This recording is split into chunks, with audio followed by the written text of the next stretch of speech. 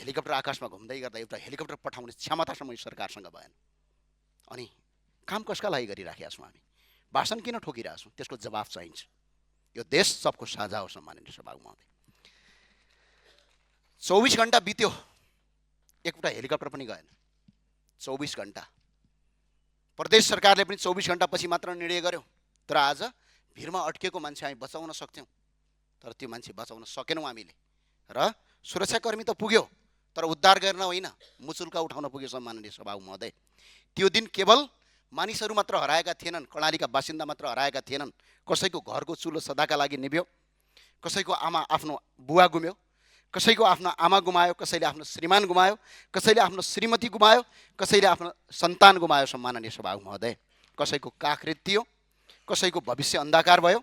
सम्माननीय सभामुख महोदय, म यो पीडा केवल देखेर आएको होइन, तपाईँ हामी जस्तो मैले यो पीडा भोगेर आएको, मेरा आफन्त पनि गुमाएको छु सवारी दुर्घटनामा। मैले पनि परिवार गुमाएको छु, त्यसैले यो विषयमा बोल्दा मन टुक्रिन्छ। मैले आज यो कुनै भाषणका लागि भाषण बोलिरहेको छैन सम्माननीय सभामुख महोदय। मेरो कुरा कसैलाई राजनीतिक रूपमा लाग्न सक्छ, कसैलाई भावुकता लाग्ला, तर जसले आफ्नो मान्छे गुमाएको हुन्छ उसलाई मात्र यो पीडा र यसको मूल्य थाहा हुन्छ सम्माननीय सभामुख महोदय। म दयाको भिख मागिरहेको छैन सम्माननीय सभामुख महोदय, यो सरकारसँग र तपाईँसँग र यो संसदसँग सम्माननीय सभामुख महोदय। म एउटा प्रश्न सोध्न आएको छु र प्रश्न सोध्छु, यो मेरो अधिकार हो र कर्णाली नेपालमा हो कि होइन यसको जवाफ चाहियो सम्माननीय सभामुख महोदय। आज मन्त्रीहरू हेलिकप्टरमा सहेर गर्दा कर्णालीमा नागरिक डुब्दाखेरि उद्धार गर्न नहुने? कर्णालीका जनता यो देशका नागरिक हुने होइनन्? यसको जवाफ सम्माननीय सभामुखले आज दिनुपर्छ। यो संसदमा रुलिङ गर्नुपर्छ। कर्णालीका नागरिकहरूले बाँच्न पाउने अधिकार छ या छैन? के कर्णालीका युवाहरू यो देशको भविष्य हुने होइनन्? कि हामी कर्णालीमा जन्मनु हाम्रो अभिशाप हो?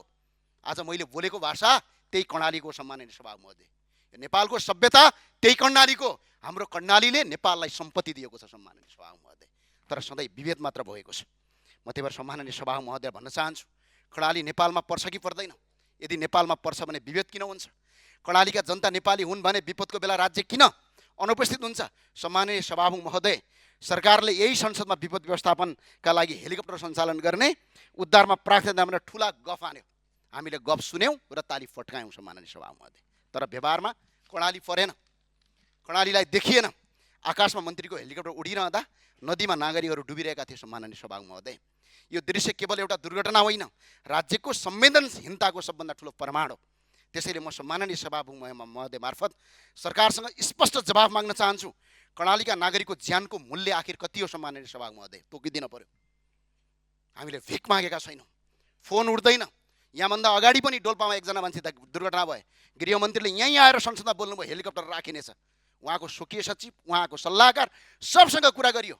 बेलुका 4 बजेसम्म हेलिकप्टर गएन। त्यसपछि हामीले पैसा तिरेर हेलिकप्टर पठायौँ, तर मान्छे ढिलो उद्धार गर्दाखेरि आज त्यो मान्छेको ज्यान गयो। सम्माननीय सभामुख मजाक चलिरहेको छैन। त्यही भएर सम्माननीय सभामुख महोदयलाई विनम्र अनुरोध गर्छौँ, 10 औँला जोडेर बिन्ती अनुरोध गर्छौँ र यही संसदको रोस्टरमा अहिलेबाट अनुरोध गर्न चाहन्छु, सरकारलाई तत्काल रुलिङ गर्नुहोस्।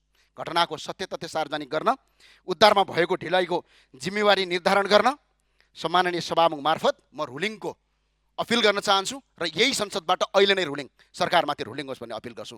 जय राष्ट्रवाद, जय नेपाल। धन्यवाद।